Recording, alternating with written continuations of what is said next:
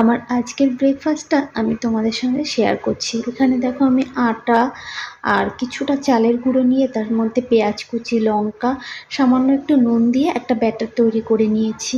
তারপরে তাওয়ার মধ্যে তেলটা গরম করে তেলটা একটু ছড়িয়ে দেব, যাতে রুটিটা দিলে নিচে লেগে না যায়, সব জায়গায় তেলটা থাকে।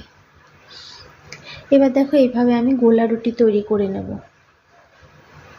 গোলা রুটি খেতে কে কে ভালোবাসো বলো তো? আমার তো মাঝে মধ্যে খেতে বেশ ভালোই লাগে।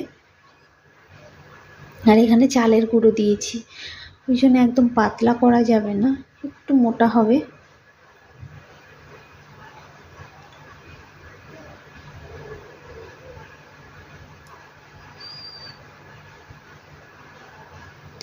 এইভাবে করে দেখো আমি রুটিটা না এবার একটা পাশ হলে আর এক পাশ উল্টে নিয়ে ভেজে নেব।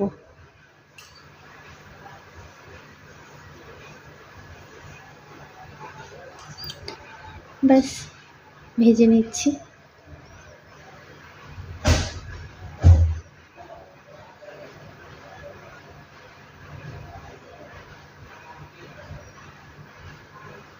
একটু সময় নিয়ে ভাজতে হবে।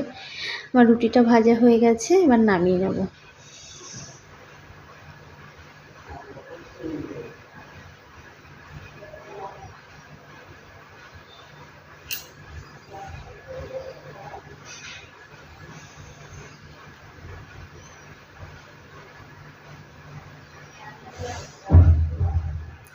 দেখো আগেরটার ব্যাটারটা না একটু ঘন হয়ে গেছিলো, তাই জন্য জল দিয়ে আবার একটা করছি, একটু পাতলা করে করছি এবারেরটাই দেখো বেশি ভালো হচ্ছে।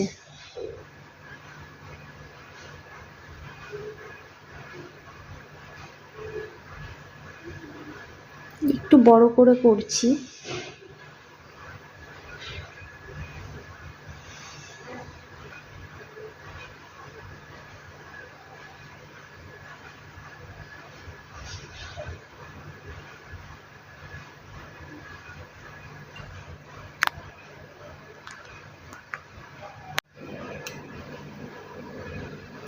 এবার এটাও এপাশটা ভেজে নেব।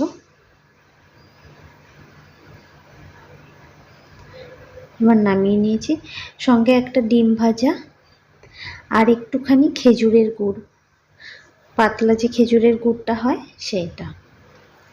এটাই আজকের ব্রেকফাস্ট। তোমাদের কার কার পছন্দ হলো আমাকে জানিও।